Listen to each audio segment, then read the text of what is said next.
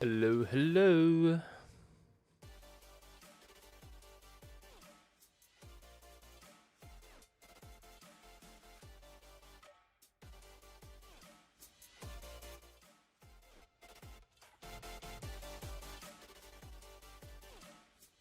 Here we go, we're live, we're live. Oh, welcome everyone. Welcome everyone. We hope so, Camo. We do hope so. I think it is. I think it is. I think it's working. I think it's working, guys. I think it's working. They fixed it. They fixed it. Fingers crossed. Fingers crossed.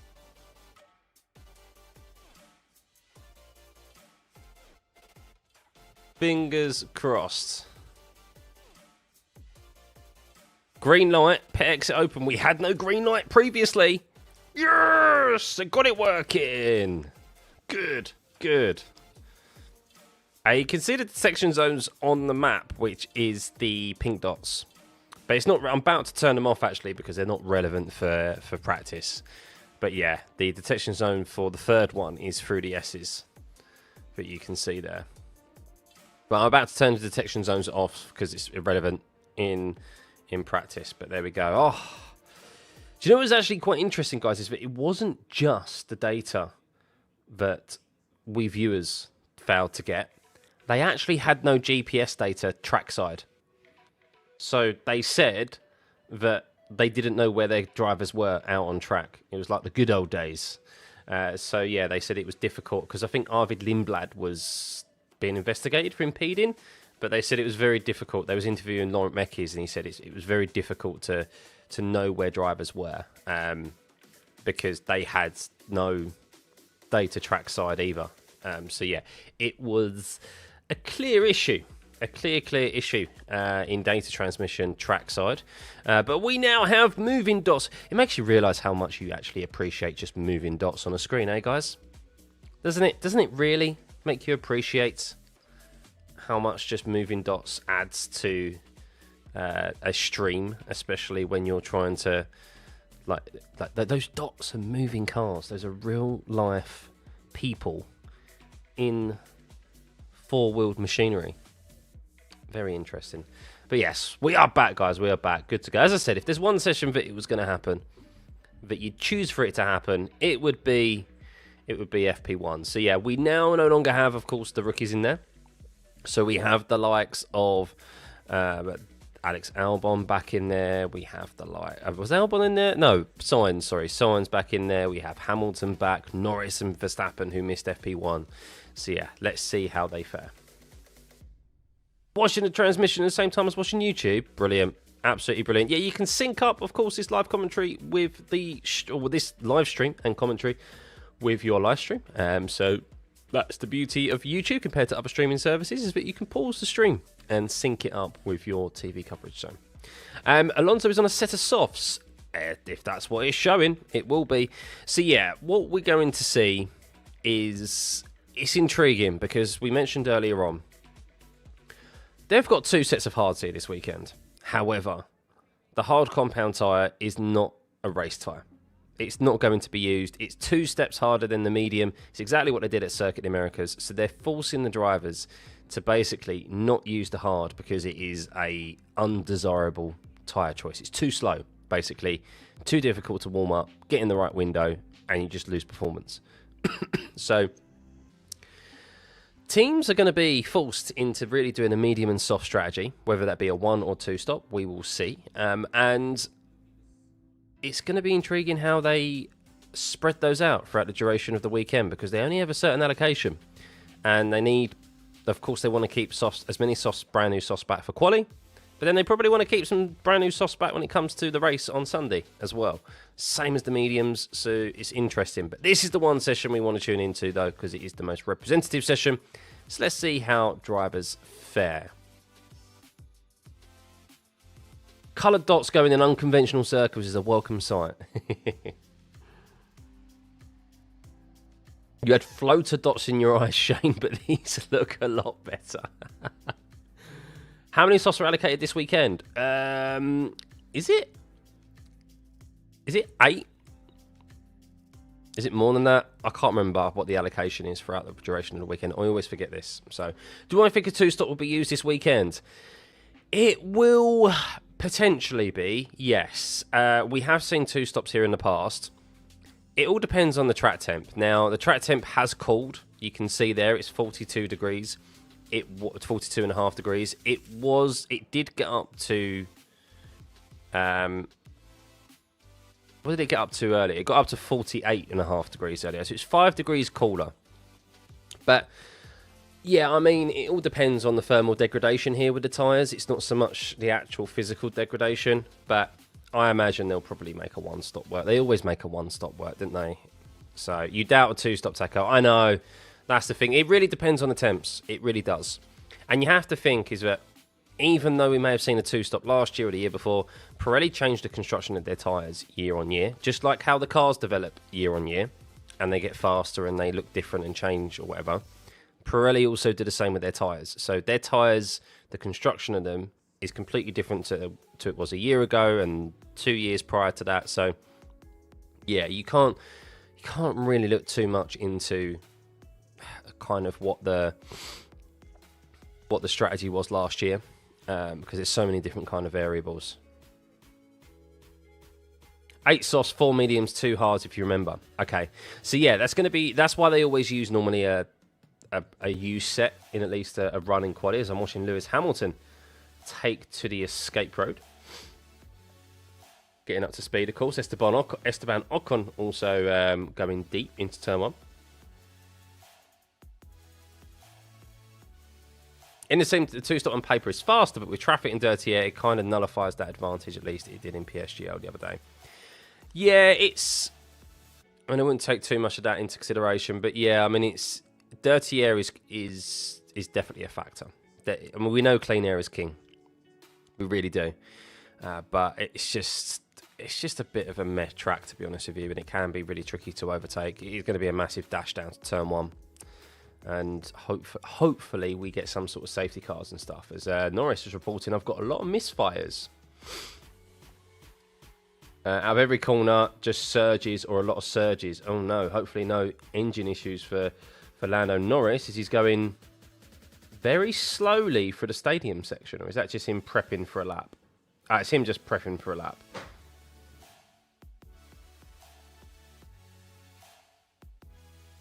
How's the little lady? Yeah, she's doing well, thanks. And the big lady's doing well as well. She's currently tucked up in bed. I'm not going to lie to you guys, I was close to falling asleep on the sofa. That's kind of why I pushed the stream back 15 minutes, because I was like, oh, I need to gather myself and actually wake up. 6 minutes past 12 at night for you, Manel. Yeah, so you're an hour ahead of me. So yeah, it's 6 minutes past 11 here. You did fall asleep. Yeah, see, I knew if I fell asleep, I would struggle to fall asleep after this stream. So that's why I held on. I held on like a trooper. So, right, Charles Leclerc, fastest at the moment with a 1:18.669. Wow, 6 tenths quicker than that of Alex Albon. So, we know, I've noticed Ferrari like to do this recently. They like to chuck in. I feel like, are they doing this for the sponsors?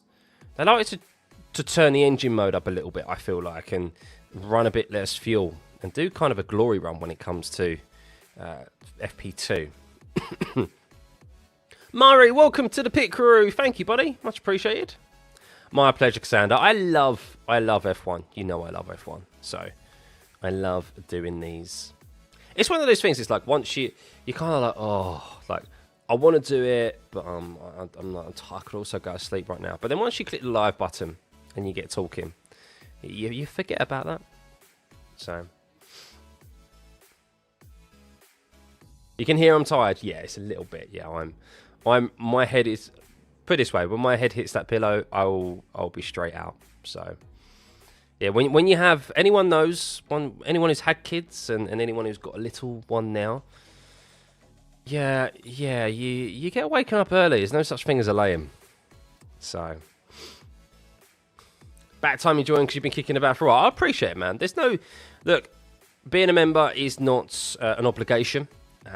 Becoming a member of the pit crew, it's just a further way obviously to support the channel and just show your appreciation even further, because while I do get ad revenue, it is obviously only one form of revenue, and as I said, it's not enough to do this full time, guys. So yeah, any extra support is always greatly appreciated, but it's not an obligation. So I thank everyone who ever submits a donation of any value, any membership of any tier. So big thank you, and thanks everyone for tuning in always. And it's great to see this community grow week in, week out. So yeah, it's going to be a good end to the season. Have I seen those big gills on the Ferrari? They might be the biggest of all the other cars. Yeah, they always bring extreme cooling here, Ferrari. They always do. I mean, they need to. Jesus. I mean, how often? Okay, should we take odds? Should we take bets? In the chat. I'm not going to do a poll, but in the chat. On what lap will they give the radio message? Okay, Lewis. Okay, Charles. Lyco. Yeah, we need you to Lyco. Yeah. No, you're not doing it. But I'm lifting 200 meters before the braking zone. Yeah, we still need you to do more. What lap? Thank you, Kendrick. Lap 3? Was that -6? Lap -6, Taco? Is that basically on the way to the grid? 6 to 7, lap 18, 8th lap. Yes, you think they're going to be lifting? You think they're going to be lifting and coasting in like the first quali session? Is that technically -6? As Lewis actually goes fastest in the first sector, lap 19, lap 17. I mean, even so, right? Even if it is lap 19, which I think is the highest any of you said there. This is like a 55 lap race, isn't it, or something? Isn't this like over 50 laps at minimum? It might be even more, because I don't think it's not particularly long track. How many laps is this race? 71. I thought it was a bit higher. So you're talking, what, less than a quarter of the race? No, lap 19, that's not a quarter of the race, is it? It's nearly a quarter of the race. It's something like that. But like, that's super early. Regardless, if it is lap 19. And majority of you are expecting it to be sooner. I'm expecting it to be sooner as well. I really am. So, and people looked over the fact that Lewis was told to Lyco in Circuit Americas, whereas Charles wasn't, because he was in a battle. So Lewis was told to Lyco, which is why he wasn't able to stay in the battle. Because I did wonder why he fell off so dramatically, and it didn't even come into my head at the time. But yeah, he was lift and coast. But at the moment, not too shabby. I mean, I still don't expect much from them this weekend. I don't expect them. Do not be fooled, ladies and gents. Do not be fooled. 16.8 at the moment. 118.669 for Leclerc at the moment, and Norris just 12 thousandths of a second behind. Shane, thank you for the 10 New Zealand. Much appreciated, buddy. Much appreciated. In theory, you have a faster car. Yeah, but Lyco isn't just used for fuel saving. That's one of the many reasons. But Lyco can also be used to ensure that you're not creating as much downforce on the car at top speeds, so that the car doesn't reach its peak top speed, and it's under braking in particular. The load on the car is not as heavy. So you're releasing load on the car sooner than it would be, i.e. the plank, avoiding plank wear. And then it can also be used for cooling. It can also be used to obviously reduce the stress of the engine.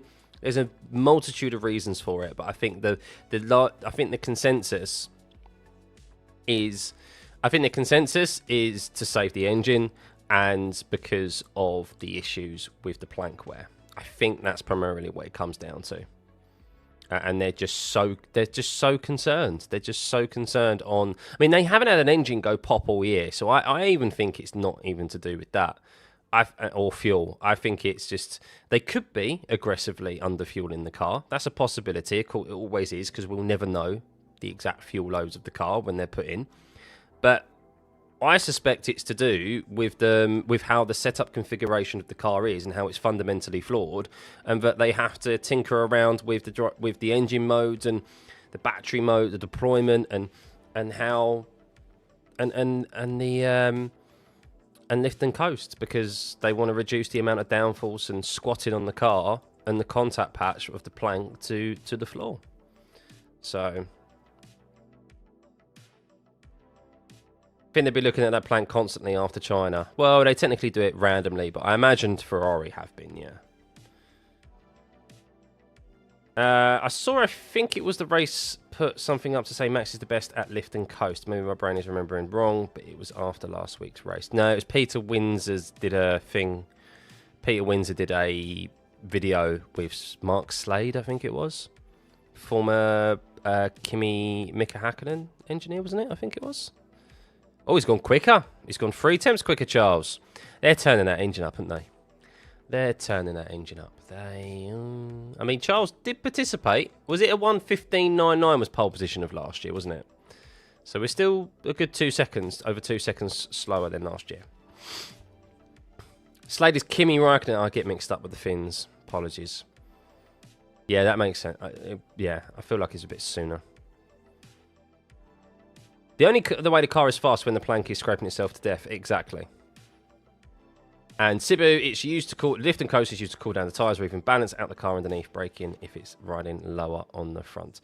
Yeah, as I said, there's a multitude of reasons as to why they're doing it, but a car is fundamentally flawed if you're having to lift and coast as early as both drivers have been told to do. It's just wild, isn't it? So, big moment from Lando. Was that over the curb, Taco? I missed it. Oh, watching. Oh, no, it's on the exit. Oh, okay. Okay. Lando, that was through turn 10. So you had a big moment through turn 10. They caught the exit. They didn't really catch the entry, and I wonder if it's over the curbing, and I wonder if if you've watched my preview, guys, that I said that the McLaren may struggle over the curbs, because that's something that they've historically this season been difficult over, and that middle sector in particular, while it does Charles is going quicker. Oh my goodness, Charles is trying to give you Ferrari fans hope. Is he going to get below a 118? Surely not, Charles, surely not. Oh, nearly. That last sector, something happened in that last sector. Watching the replay now. Did he have a mini lockup? I mean, he was over a 10th up heading into the stadium section. And then where's the moment? Where's the moment? Just looked like he lost the grip at the end of the lap. Didn't look particularly slow in the last sector or any particular issue. So, hey Gavin, good to see you, mate. By the way, sorry I missed your message. I know I saw you say hello earlier on. Welcome, mate. Mediums is a better quality tire this weekend. We'll see. We will see. Maybe for some it will be, because of course the tire temperatures are going to be an issue here this weekend for sure. It could be akin to like what we saw at Melbourne. So you remember the first race of the season? I know I'm asking you to go back. So Leclerc apparently is 0.44 seconds. He's 4.5 tenths quicker than Norris down the straights. So that clearly indicates to me that they're either running a lower fuel mode, lower fuel, or they've got the engine turned up a lot higher than the McLaren. So if we have a look, shall we have a look at the speed traps? Let's show the speed traps right now. So comfortably Leclerc is fastest across all 3 sectors here pretty much, apart from the speed trap where he is 4th fastest. Then you look at the McLarens, Norris is slowest in speed traps basically at the moment. So yeah, definitely got that engine turned up, haven't they? Definitely got that engine turned up at the moment, Ferrari.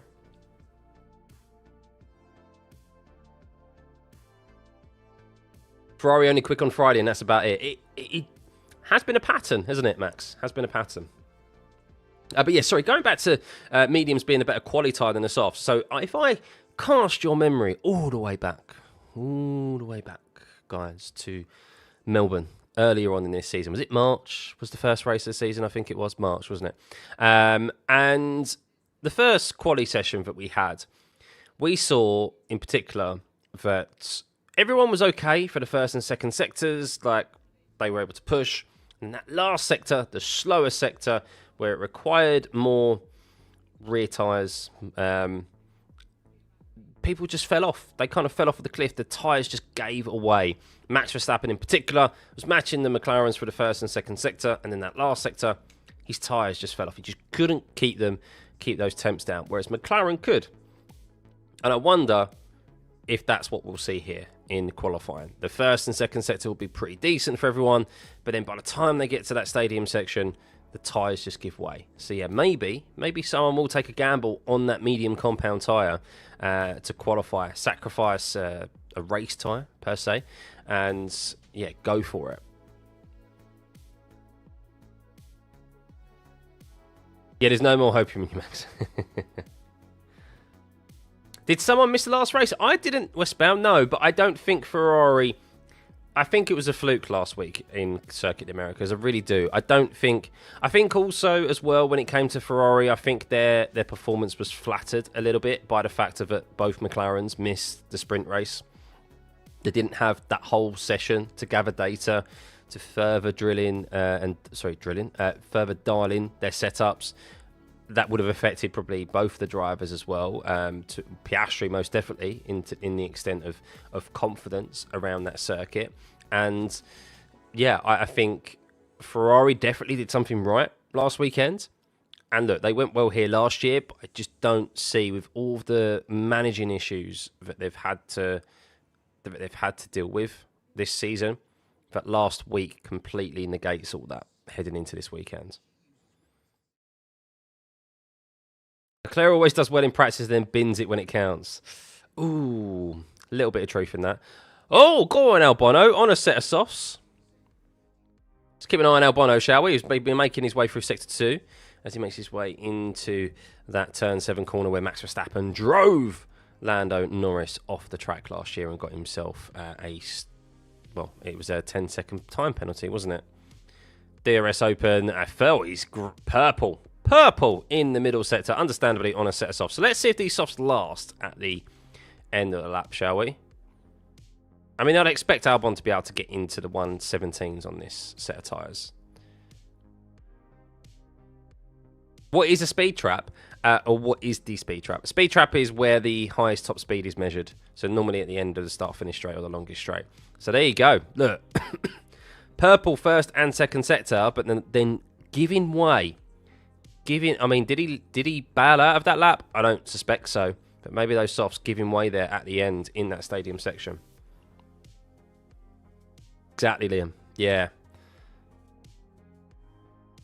I feel like you almost need to not push. It's so inviting to push through the first couple of sectors, but you almost need to take it easy and just look after those rears so that you've got enough when you come out of the stadium.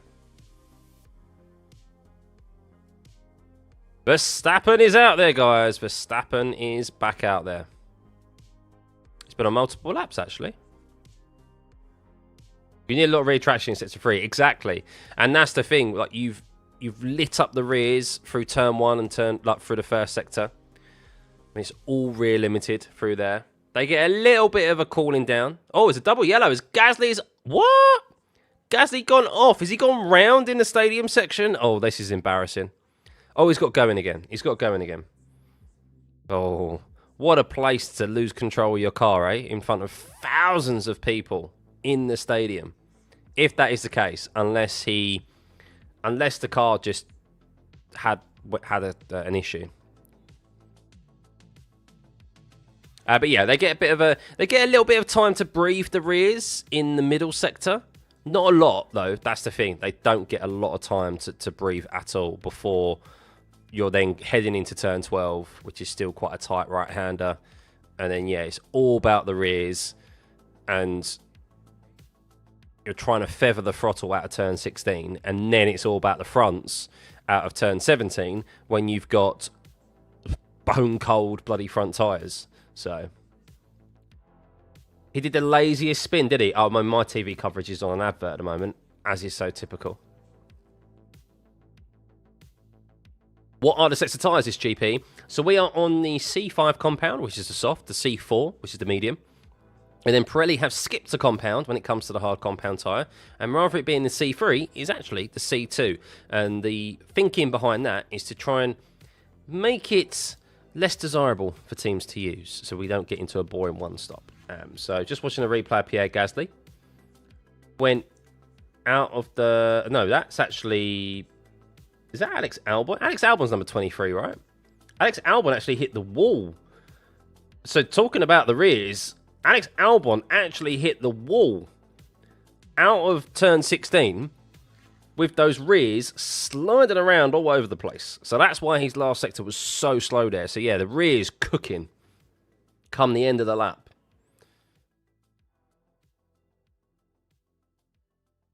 Still haven't seen Gasly spin, by the way. They're not showing it. They're not showing it. Maybe because it's that embarrassing. But Charles Leclerc is out there on softs now. So let's see how Charles does, as is Lando Norris. Interesting. I wonder if they will slap the hards on at any point, though. Because the hards... because you want to make sure you've got brand new sets of quality and, of course, the race on Sunday. But the hard compound tyre is... it's so difficult because I think the hard compound tyre is just so useless. It's not even worth putting on to gather data. So, sponsors paid not to show it. To be fair, I'm going to spin that on its head. I think Gasly did it to get the sponsors some airtime. Because let's be honest, the Alpines aren't getting any airtime at the moment. Colapinto, they should be happy. They should be happy for Colapinto actually disobeyed team orders last time around at Circuit of the Americas because they actually got some airtime. Otherwise, they weren't getting any, was they? And instead, they got some press the following week, and there was a bit of coverage on the cars in the closing stages of that race. So, Antonelli up there with a P2 on the medium, which is interesting, but lots of drivers out on the softs now, so this is where we're going to see some push laps. Here we go. Not gonna lie, I think if Alpine don't turn around next year, they'll be getting sold. They've been looking for a sale. So, rumour has it, Jack, they were in the process of being sold this year anyway. But their team principal, who was owner of Hitech, has disappeared off the face of the earth because him and his brother are being investigated for fraud and money laundering. So, they are most 100% up for sale. And yeah, they are looking for... They're always looking for a seller. So, allegedly, by the way, guys, allegedly for money laundering and fraud.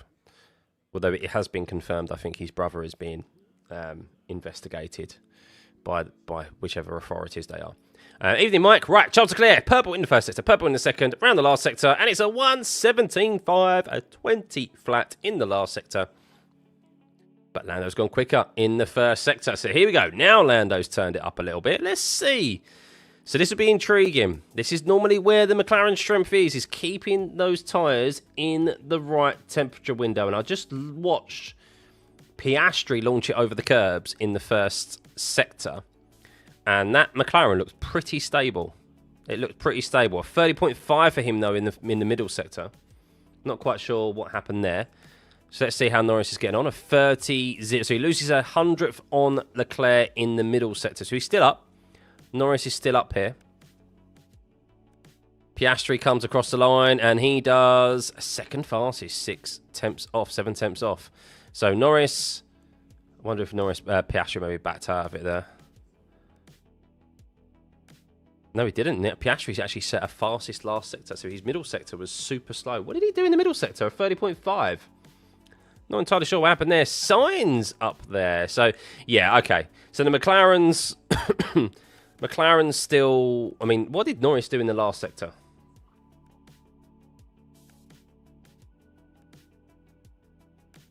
I'm trying to see what Norris did in the last sector. Are they sandbagging a bit? Are they sandbagging a bit? I'm waiting to see... A bit of traffic and looked really nervous in the middle sector for Oscar. What about Lando? Can you check Lando's onboard in the last sector, Taco? Did he lift? Did he just take it easy through there? Was there an actual error? Because 6 temps down seems like it's a bit of a... You know what they used to do, McLaren? You know where they used to like lift before they come across the line? I feel like that's maybe what we're seeing here again. Verstappen, though, isn't worried about that. He just wants to set some purple sectors as he's gone fastest in the middle sector. This could be fastest lap, by the way. Oof! Straight to the top. 17.392. Come at me, bro.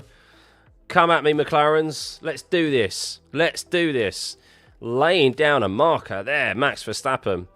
1:17.392. Fastest lap time we've seen today.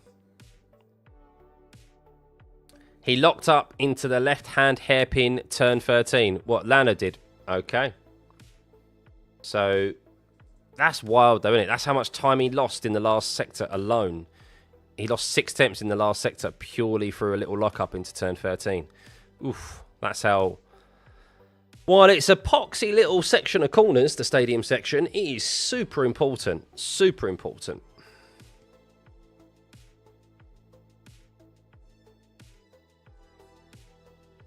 Hey Sid, good to see you.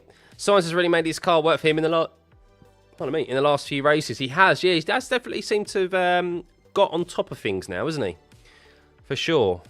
Circuit the Americas, though, he obviously went for a risky move on Kimi Antonelli, and it backfired on him. And he could have scored a very good good haul of points there. So watching Oscar Piastri's mistake. So Oscar actually just was losing the rear quite a bit when it came to the middle sector. He was getting that back end out quite a lot, which is not what you want to do with those rear tyres. Not around here. As good as the McLaren can be in managing the temps, that's that's definitely not going to help them. Have I heard of the rumours of the cost cap breach? I have indeed. Yes. I haven't heard any solid information on which team has had a substantial breach. So there's been one team that's had a procedural breach, a minor breach, that's Aston Martin. Supposedly, I think they submitted some documentation late. They've accepted fault for that, but they're all good.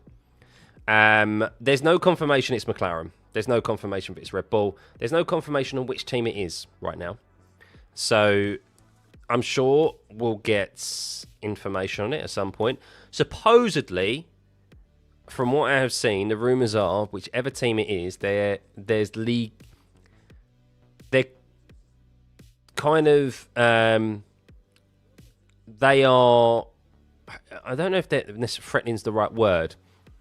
But from my understanding is that journalists know who the team is, yet they're not reporting on it for legality reasons, because there's been some quite aggressive, I guess, direction towards the journalists that if you report this, we won't speak to you again and that sort of stuff. You'll lose access to us, I think. So yeah, which is wild, really, because even if it's a news story, it's relevant information, and I don't know. I guess to a certain extent, it's like you're innocent until proven guilty. But I think the first instance, like even if they're appealing it, I feel like from a sporting perspective, like you should know, and then if they have, and then if the appeal wins, then happy days. But if the FIA are hiding it, then it's probably Ferrari. It's not the FIA hiding it. I don't think... So the FIA haven't issued any certificates yet, supposedly, for it beating the cost cap. And that's probably by design. They haven't wanted to issue any certificates yet, because every team would come out, and any team that's come out and it's in a process of elimination. Every team who's got a certificate is totally within their right to say, yeah, we passed the cost cap. And then it's like, oh, the one team that has said that they haven't passed the cost cap and has failed to mention anything is clearly that team. So, yeah, we'll see. We also don't know the information in relation to this substantial breach. What is the substantial breach? What is the level of it? Like, if you remember, Red Bull's So Red Bull initially had a 7 million, over a £7.5 million or something breach of the cost cap. But then the reason why it came through as high as that is because they were awaiting a tax rebate from the UK government. So that hadn't arrived or something yet, even though it had been applied for and all processed like months before. So that hadn't been captured. And in the end, I think it was like, what, 400 grand, which is still a substantial amount of money. Like, anyone who says it's not a substantial amount of money in F1 terms is completely missing the point. Like, 400k can do you a lot in F1.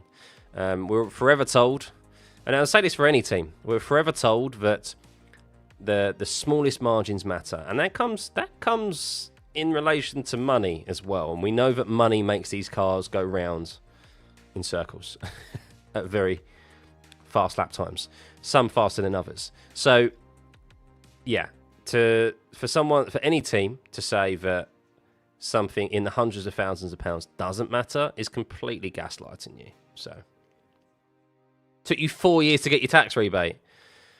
I mean, to be fair, TC, while I'm not saying you was not deserving of it, and you were probably justifiably deserved it, I think £7 million is probably a lot more in money that you were. I can't imagine. I mean, maybe you are. Maybe you do, actually. Why am I judging your finances? I don't know your finances. Maybe you had an £8 million rebate ready to come back. But I'm going to assume that Red Bull, even then, has a higher standing in relation to probably like public perception. And probably has more pulling power when it comes to accountancy and tax and stuff, and getting stuff done sooner, you know? Multi-billion-dollar company and all, you know. You're an accountant, Scotsman. Boo! No, I'm joking. Be nice to him, guys. Be nice to him. HMRC are normally better than that. Yeah, I mean, I don't know. Maybe it was just absolute horse ball crap from Red Bull, you know. So Norris on used softs improves by 6 tenths, did he? Where am I looking at there? Yeah, 2.5 tenths back. So yeah, it just shows how important that last lockup was. That little lockup. So at the moment, sector times, if I show you sector times. Oh, Jesus, what have I done there? Oh, no, and it's gone behind. 2 seconds. Bear with me. There we go. All this overlapping stuff. So, sector times. You see Norris fastest in the first sector. Norris is 5th fastest in the second. Max has that advantage in the middle sector at the moment. And in the last sector, much quicker from Lando there on a set of used tyres as well. So yeah, definitely improvement. And the thing is as well, still guys, like, look, we don't know. These drivers are still trying to dial in their setups. They've still got another practice session. They'll do some simulator work. They'll gather data today. They'll go back, do some simulation work, and then they'll maybe make some tweaks to the setup, but may improve it or make it worse come tomorrow. And then they'll obviously engine modes turned up, fuel loads low, and they go quali and at full tilt on Saturday evening for us, Saturday afternoon in Mexico. So yeah. Would the Horner payout have to come out of the racing budget? No. I mean, racing budget? What, in relation to the cost cap? No. No. Could someone explain to you, Garda, why softs are faster than medium tyres? Or no, I'm new and curious, thanks. So they're a softer type of rubber. So they're a softer compound, which means, prove me if I'm wrong, guys, prove me if I'm wrong, that, I mean, I'm getting into tyre technicalities now, is that with the softer compounds, there'll be, Oh, do you know what? That's a real tricky one, to be honest with you. Softer rubber equals more grip. Yeah, but if you're getting into the technicalities of it, is it that it has more contact patch? So it's softer rubber, and it basically deforms more than a harder compound, which means that more rubber, more surface area, more surface area touches the floor. Is that right? And then that way, obviously, you're able to lean on the tyres more and get more grip. And, of course, the stickiness of it as well. Softer is more compliant in So basically that. Yeah, so the softer the compounds, the softer the rubber. If you think you have like a real soft rubber in your hand, you can mold it a bit more, can't you? Yeah, and it would be more stickier. And then if you had like a real hard rubber, like an eraser, you can't do a lot to it, can you? You can't do a lot to it. It's more rigid.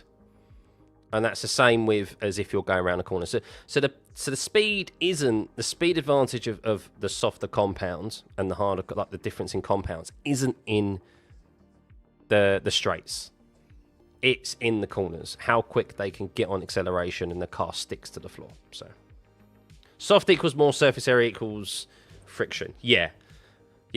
See, I knew we were getting into technical. However, the caveat to that is that the soft tyres, the softer the compound of tyre, the shorter they last for. So their duration of use is a lot shorter. That's why you only see them on... That's why you don't see them too often in races, because they need to go for multiple laps on end, and they're just not able to do that. And they fall off, obviously, the theoretical cliff, and they just lose too much grip. The surface of the tyre also essentially melts and sticks to the surface, yeah. Do Audi run their own engine next season? Yes, they do, Westbound, yep. As do Honda for Aston Martin only, as do Ford in partnership with Red Bull Powertrains as well. And I think that's the only three kind of independent teams who only have one team. Then you've got Ferrari with 3 teams, and then you've got Mercedes with 4 teams. There we go, guys. Great chat with you. See, you learn something new every day. Hope that helps, guys. So that's how we've described that. There is a very kind of, I wouldn't say, I mean, I'm guessing you could probably type that into Wikipedia and there'd be a very technical, or even go onto Pirelli's website. Pirelli have, their website's very good, and you'll get a full breakdown of how everything kind of works, or their YouTube. And I'm sure there's some very informative videos out there and stuff. Alpine is using Mercedes engine next year and a Mercedes gearbox. Yep, they shut down their power unit division, didn't they? Anthony is showing some quite good pace so far today with this track. He has done, to be fair, yeah. Yeah, he has done. Obviously, George Russell missed FP1, so he's probably still got to get up to speed. But no, Antonelli, give him credit where it's due. He seems to be in a good place right now. Yeah, got that car... Pardon me, got that car dialed in from the outset, maybe. Red Bull is using their own powertrain next year with the assistance of Ford. I think Ford are primarily... Have Ford created the actual combustion element of it, or are they dealing with the electrical part of it? I can't remember which way around it is. I can't remember. To be fair, if you don't make a good engine in 11 years, you deserve to get shut down. That's true. Well, there was... I was speaking to a former Red Bull employee. I know a Red Bull employee. How unbelievable. And he informed me that do you guys remember when... Do you remember? So I'm going on a tangent. Do you guys remember when Red Bull used the Renault engines? And do you remember that year Ricciardo had like 7 breakdowns? You remember that? Was it 20... It was part of the hybrid era. Was it 20... Was it like 2018, 2019? Something like that. I think it was when he was Max. Was it 17, 18? He had like a ridiculous amount of breakdowns out on track just through his engine. So I got told by a Red Bull employee that the reason the relationship broke down with Renault is they were sending brand new engines over. The key here is brand new. Over to Red Bull. They were unboxing them and they were clearly used. They had oil over them, dirt, like you name it. And I mean, I don't know how it wasn't a breach of contracts. I don't know how it didn't go down the legal route, but that's why their engines... Yeah, no one really knows that, Taco. I was shocked. And he went, that's why they went pop all the time, because they were supposed to be brand new, and they weren't. They weren't brand new. He goes, the French were basically just lying to their face. They were going, oh, it's brand new. And they're like, it clearly fucking isn't. Excuse my language. So yeah, that's why. But they had nothing else to use. And I don't know how that isn't a breach of contract, to be honest with you. Yeah, I don't know how that wouldn't be a breach of contract. But then I guess, obviously, it's the issue of their like, Formula One's difficult, isn't it? It's then like, okay, well, where else do you go to find another engine? That's the problem. You're in a sticky situation. No one else is going to like try and provide you an engine, are they? So, yeah. I mean, yeah, the Renaults aren't exactly known for their reliability, are they, really? There was a period of time where they really struggled, like with their road cars and everything. So, yeah. Probably told him it was under the pretense of stress testing or something like that. Yeah, I can't remember what he said their excuse was, or even if they told me they had an excuse. But yeah, they were clearly unboxing them and they were evidently used. And they were just like, what the hell? So they had to... Yeah, I don't think it's public information. I don't think it's ever... I mean, maybe it's out there somewhere in like a obscure article somewhere in a motorsport magazine or something. But yeah, that's what he told me. So he was like, that's why the relationship. He goes, when you watch it on Drive to Survive and like Horner is like really go. Remember that first season where he's really digging out Cyril Abertoir or whatever his name was? That was his... that was the reason why. So I was like, oh, yeah, I did wonder why. Obviously, their engines going pop isn't helping, but there's clearly more to it. And that's why there was clearly some venom there from Horner to Renault, because they knew the state of the engines that they were getting from them and sticking in their car. And it was just being proven exactly right when everything would go pop out on track. Mercedes and Ferrari said they cannot give Red Bull engines. Yeah, and that's obviously why they eventually brokered the deal with Honda, didn't they? And they brought Honda back into it. So, but make that Sean get some views on that rumour. No, I'm not there for the clout in that regard. And it's not my story. It's not my story, is it? So, good day, Scott. Is Toyota buying Haas? If so, when is it happening? I don't know if they are. My theory and my prediction is that I think they will do eventually. When? Who knows? But yeah, I think they will do eventually. I said them getting the technical partnership with, or being a technical partner with Haas, is them dipping their toe back in the water, in the F1 water. So I think that will happen eventually. We'll see. So, but of course, Red Bull were great with Renault 2010 to 2014. Yeah, different engines though, different regulations. That was the hybrid era, wasn't it? They weren't great in 2014, to be fair.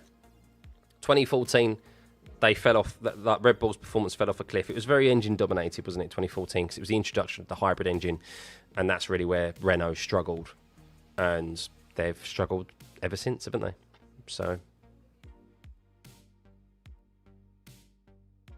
I always feel bad for engineers and pit crew because the drivers low-key really degrade them over the radio sometimes. Yeah, I mean, look, I think there should be... I think sometimes drivers, the adrenaline's flowing and stuff, and if you've even racing in a simulator and it's virtual and you're not moving at 200 miles an hour or 150 miles an hour around corners and all these G-forces inserted on you, it is still stressful. Like, if the missus comes and talks to me while I'm in the middle of a race and a wheel-to-wheel battle, and I'm like, go away! Can you not see what I'm doing? Respectfully. And these engineers know that. They know it. So, but sometimes some drivers do take it way too far. I wouldn't say anyone in F1 takes it way too far, but some drivers in other motorsports take it way too far. So... what he said in the cockpit stays in the cockpit. Yeah. Will they do a performance run with the time left they have? Probably not now. I think they've done their performance runs, to be honest with you. Some were good, some were not. Piastri's definitely wasn't good, but he got caught up with some traffic. He had a bit of a moment in the middle sector Well, I said moment, he was losing the rear through turn 5 and turn 6. So we'll see if he can dial that out, to be honest with you. Because Piastri, there's concerns about Piastri and his suitability with the car right now. Has the car moved more in a direction, although they're not brought any more updates, but has the car just moved more in a direction with these race circuits and stuff into a more comfortable range for Lando than it has Piastri? And I think if he has a similar performance here, and I say similar performance, like if he's 3 tenths off, 2 tenths off of Lando and Verstappen when it comes to qualifying tomorrow, and then in the race, he's not really anywhere near, and he finishes as far back as he did in Kota, I think that's a pretty good assumption to make. I think that's a pretty good assessment. So, but as I said, it's still only FP2. He could look at the data tonight. They could do some simulation work back at the factory, and they could unlock something in the car. So, I mean, I need to look at the long run data, to be fair. And the thing is, as well, is that his fastest lap time here doesn't, like, as I said before in practice, the fastest lap time doesn't always matter. Like, there's so many different reasons as to why a fast lap time may be fast or it not be fast. So,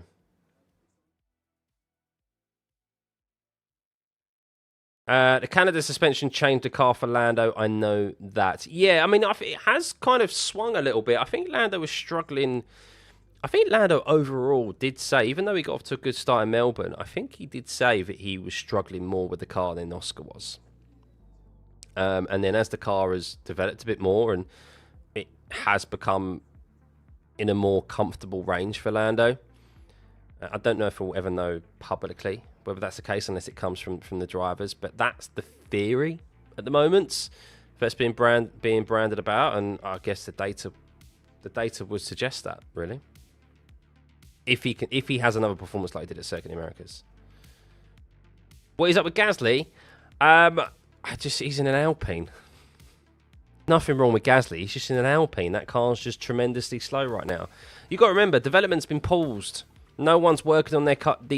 Other than Red Bull, by the looks of it, no one is working on their cars for this season right now. They are all focused on 2026. McLaren even said so as well. They said, we're not continuing to develop. It is what it is. They've got the cars now. They need to just set them up for the weekends and, yeah, deal with what they've got.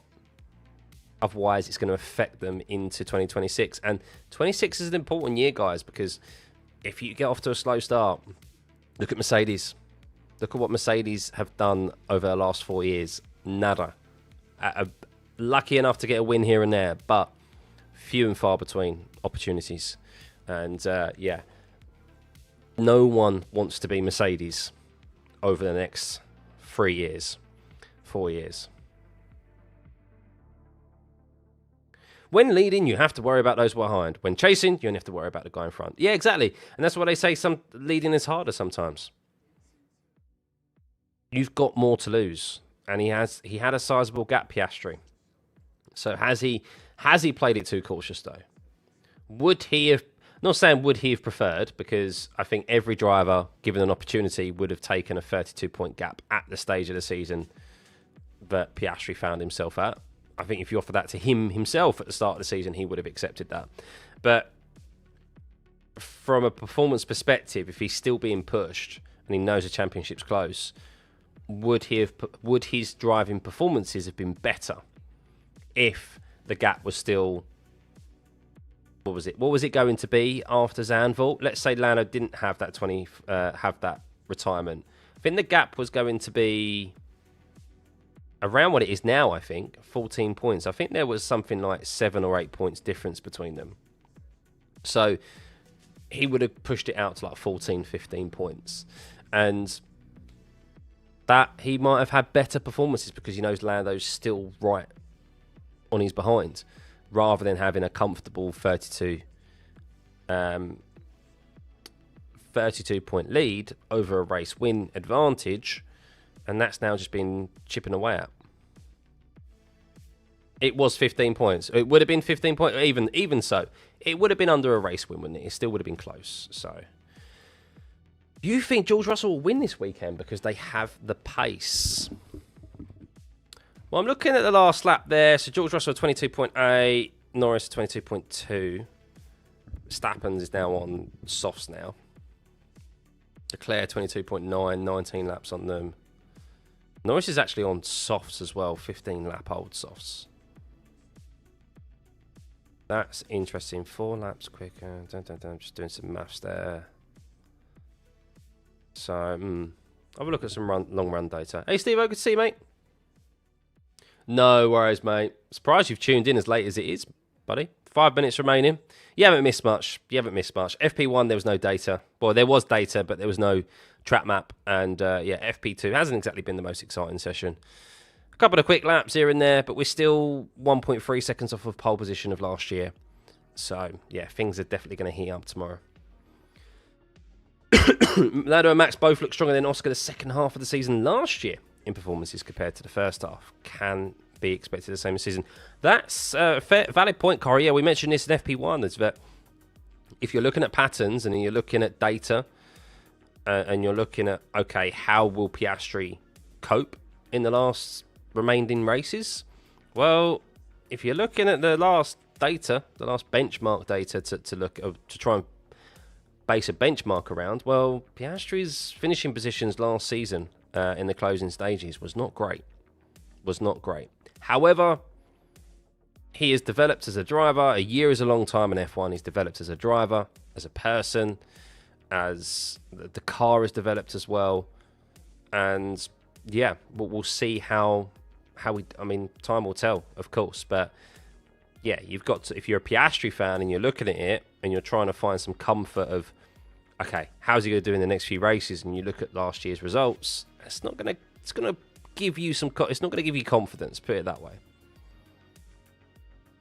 He scored just 45 points in the last 5 races of the last year. Yeah. I mean, in fairness, he would have scored more if he hadn't been taken out by Max at the first corner in Abu Dhabi. So he did qualify P2 in that race, I think it was. So he would have scored a haul of points there. So it wouldn't have been as bad. That was something that was outside of his control. But yeah, the other races, what did he finish like? 8th and 8th and like 9th or a 10th. Like, it weren't great. It's not great to look at. Did Piastri end up taking the new front suspension that Lando got? This might be why Oscar car isn't suited to the USA tracks. I have no idea, to be honest, Glenn. That's a very good question. I'll try and find out that information for tomorrow. Phoenix, tell you honestly, I agree too, right? But given the current form, Lando is going to finish ahead of Oscar by the end of the season. Regardless of whoever wins, the rivalry was always Max versus Lando. Disagree about the rivalry was always Max versus Lando, because this season has all throughout been about Norris versus Piastri. However, I do think that if the form that Lando's on, while he hasn't won races, and while Baku wasn't great because he finished 7th, he has chipped away at it. And everyone's talking about Max, rightfully so. But Lando is just getting the job done at the moment. Now, he hasn't got it done because he's still 14 points behind. But he could quite very well easily win this race this weekend. And Oscar finishes 5th, and he comes out as a championship leader with 4 race weekends to remain.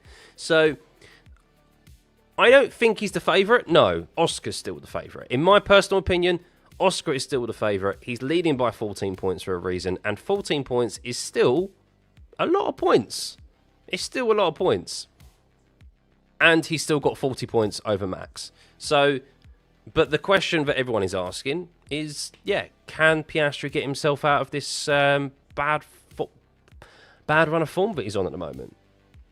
And if Oscar comes out and wins this race this weekend, then he's at minimum going to stick 7 points on his teammate, Norris. That gap goes out to 21 points. Because if Norris finishes P2 at best, if Oscar wins, that goes out to 21. He adds more points difference between him and Max. And same thing, Max's gap goes out to 47 points if Max finishes 2nd and Oscar finishes 3rd. So, yeah, I still think Oscar is the favourite because he's leading. He's leading by 14 points, and he's led for so long in this championship. And I think because of that, there is just one... I mean, it depends, really. I said there is just one good performance from him that is required. But he also needs to ensure that when he does perform poorly, it's not... He can't afford to finish in 5th anymore. That's basically it. He has to finish in the top 3, pretty much. He can't afford a 15-point advantage by finishing 5th. Because, let's be honest, unless there's some carnage, I think realistically, either Verstappen or Norris is going to win the majority of the races between now and end of the season. If Piastri doesn't himself. So, he cannot afford to finish 5th because there'll be a 15-point difference between him and P1. And that's either a 15-point difference between Norris or to Verstappen. And with how close it is with Norris at the moment, Norris is Norris is more likely to catch and overtake Oscar sooner than Max is, in my personal opinion. But yeah, it's shaping up to be a good one. I just want it to come down to the last race of the season, guys. I said this at the start. I want us to head into the last race of the season where at least 2 of them there's 7 points difference between them, or under 7 points difference, and basically it's winner takes all. That would be my ideal scenario, and I really hope that's the case. I didn't expect there'd be 3 drivers in it, let alone Max right now. So if it can be 3 drivers heading into the last race weekend, where all 3 of them can win it, happy blooming days. But if it isn't, and it's just 2 of them, I'll be happy with that as well. But yeah. More Lando versus Oscar, in my opinion, but Max is being talked about now because he's chipping away at the gap massively. Yeah, and it's grabbing the headlines, and rightfully so. And because of who Max is, and because everyone rightfully says he's the best driver on the grid at the moment. And he's a driver that is very difficult to overtake. He's been and done it before, 4 times. And yeah, he's now going for a 5th. And these guys are 2 drivers who have never won a championship before. So they also feel like they don't want to... Like, Max can take the risks. They can't. Because if either one of them crashes out, that's kind of their championship over. You think, didn't you, really? So that's why I also understand why Norris didn't go maybe so aggressive on the move with Leclerc, because he just didn't want to get caught up in an unnecessary collision and take himself out of the race, pick up damage, and end up losing,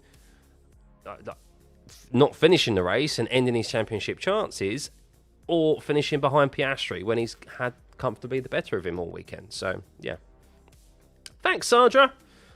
Australia loves my podcast. Oh, thanks. Thanks.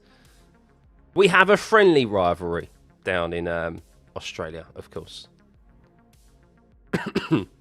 Better keep Michael Massey away from the final race of the season. I don't think he'll be brought back anytime soon.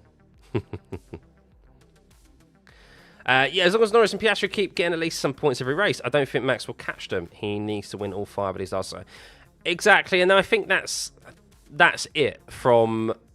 We got asked a question, or I got asked a question, particularly in FP1. Who do I think is going to win the championship? Or do I think Max is going to win the championship? And... Oh, hang on. Leclerc said, apart from the last 2 laps, how did it look? I guess McLaren are on another planet. No.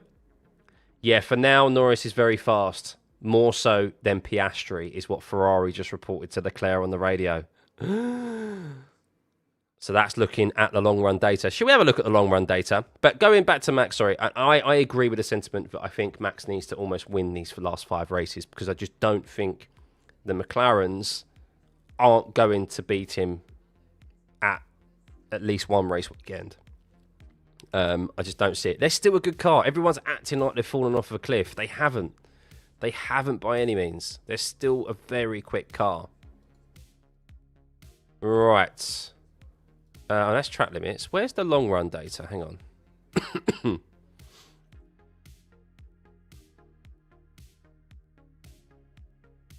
Have they removed it? Oh, there we go. Lap time series. I knew it was somewhere. Right. Let's have a look at this. This is the long run data. So, we can see. Let's have a look at some lap times then. So Max was doing on the mediums 122.6, 122.7, 122.6, 122.6, 122.5. Probably an odd lap. 122.7, 122.9, 122.6, 122.9. Pretty decent there. Lando was on the softs, and he did 21.5, 21.2, 21.3, 21.5, 21.9, 22.1, 20.0, 22.2, 22.3, 20. So eventual drop off from the softs. That seems like pretty good pace to me. How about Hamilton here? 22.9, 22.6, 22.8, 22.8, 22.9, 22.7. That's not a bad run of laps there. And then the others look like they were probably interrupted with traffic. That's not too far off the pace, to be fair. That's a little bit off the pace. A little bit off the pace of Verstappen. But that's a lot closer than I thought he would be. And then you look at Leclerc here. 22.1, 22.3, 22.1, 22.5, 22.5, 22.9, 22.20. Maybe Ferrari in a bit of a better position than I thought I'd give them credit for. But then we always know that they change things when it comes to a Friday. When it comes to a Saturday. George's lap times, George's times here, by the way, are looking pretty dab handy, if you ask me. 22.5, 22.3, 22.5, 22.1, 22.0, 22.3, 22.8. That's...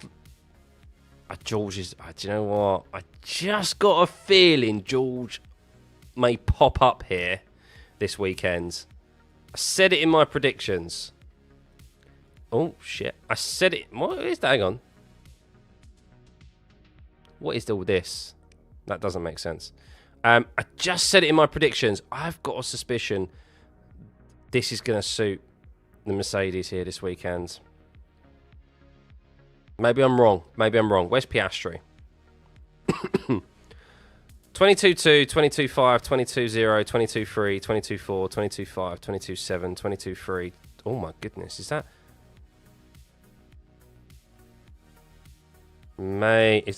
Is that real? Is that Piastri's lap times?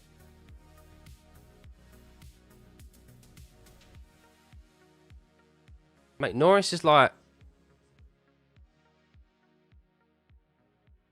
Norris is comfortably better than Piastri. So... Like, I understand he's on the softs, and the softs can fall off a lot sooner. But Piastri was doing lap times that were... So he's done a considerable amount of laps on them. I get that, before he's obviously doing long runs, right? But it does seem like his soft times weren't great. Especially when compared to Lando. I mean, how old were their tyres? Let's have a look at their tyre age. So, Norris's tyre age, 17 laps on softs, and Piastri was 18 laps. Whoa, mate. I'm not going to lie to you guys. Looking at those lap times from Piastri. So, if you look at Lando's here, 1:21.4, 21.2, 21.3, 21.5, 21, all in the 21s. So he's gone 1, 2, 3, 4, 5 laps in the 21s, then creeps into the 22s as obviously the softs he's coming up to like the 18 lap range. Piastri, 22, 22.3, 22.2, 22.5, 22.0, 22.3, 22.5, pretty much there, 22.5, 22.7. Like, he's not faring well at the moment, and he's had an extra patch this session. I know it's on the softs, but I think the softs are going to be used. The softs are definitely a tyre that's going to be used on Sunday, so it is a race tyre. So we're yet to still kind of truly see Norris on the mediums. He had a couple of laps on some used mediums, actually. Norris does seem good. Just his push lap was a bit off of Max's. I mean, you can see Max did he did a couple of soft laps where he was 21.1. So they were 10 lap olds, 21.1, 21.3. I mean, looking at the soft run data, it's a Max and Lando race, isn't it, at the moment? It looks like it's a Max and Lando race, but keep an eye out on George. That's what I'm taking from that at the moment. We don't know fuel loads. No, we don't know. We don't know fuel loads. Of course, we don't know engine modes. But you'd imagine that they'd fall into some typical range when it comes to running, like engine modes and fuel loads and stuff. When it comes to doing some long run data gathering there, I'm just looking at that at face value, and it seems like it's Verstappen and Norris. That's what it looks like to me. And Piastri it seems to me that Piastri's got a lot of work to do. He's got a lot of work to do in getting that car, whether it's his driving or whether it's the setup, in finding something, because that doesn't look great. Now, yes, you'll look at where he's finished in P12 there. Fast lap is a fast lap. If you make a slight error on your lap when you're pushing, which all of them can do, you're only really going to get one push lap round here. You don't want to do kind of too many. And yeah, his long run data just doesn't look great, to be honest, especially when you compare it to his teammate, who is like the best benchmark. They can go faster if they want to westbound, but it's about finding kind of the limit of your car of how consistently you can go. So how fast can you go, but for how long, basically. And they want to go at kind of like a consistent rate or a consistent pace. There's all different types of data that they want to gather. But for the most part, they're trying to see how, to a certain extent, they want to see how fast they can go for how long. And how consistent they'll be as well. And looking at that, Piastri is evidently struggling in relation to Norris and Verstappen. Just from what I'm seeing.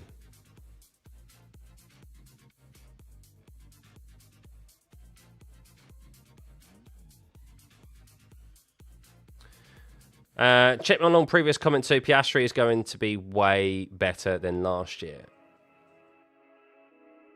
I mean, look, I expect him. Piastri has always been a slow starter to race weekends. That's always been kind of like a given. That's what the pattern that we see so often this year. It's just obviously where we're getting to the crunch end of the season. So, yeah, that's just looking at the long run data there. For me, it seems like it's neck and neck between Verstappen and Norris. Then I'd say it's probably Charles and George. Charles actually does look good. Charles does actually look good.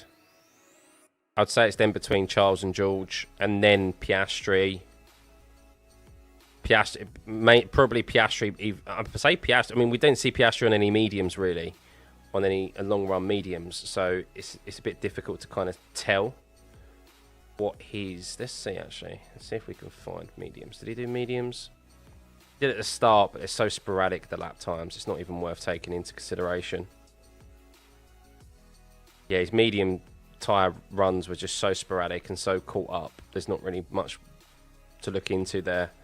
But I think Piastri is almost looking like he's fighting Leclerc and Russell for P3, I think. That's what it looks like to me. We'll definitely find out for definite come qualifying. Exactly. Tune in for qualifying.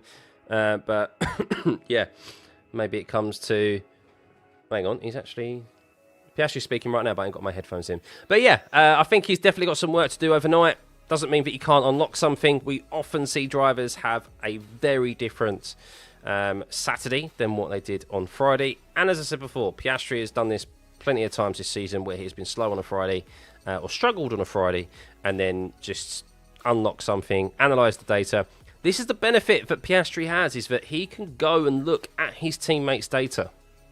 He can go compare, and depending on whether the car, yes, is in that comfortable range for him at the moment, but he can go make some suitable setup changes and see what his teammate is doing, and yeah, make gains, which I think is what he's probably done throughout this season. And then how often have we seen him turn it on when it matters in Q3? So yeah, tomorrow's practice session is an interesting one to see how he does. To be fair, and keep an eye out on George Russell, I think as well, on Russell and Leclerc, because maybe I was doing Leclerc a bit of disservice, and he's actually got something in the tank there, and maybe Ferrari have unlocked something from Circuit Americas last week. We will see. But yeah, thank you guys. Have a lovely rest of your day, and we'll see you tomorrow for FP3. Thank you for the subs. Hit the like button on your way out, and we'll see you then. Bye.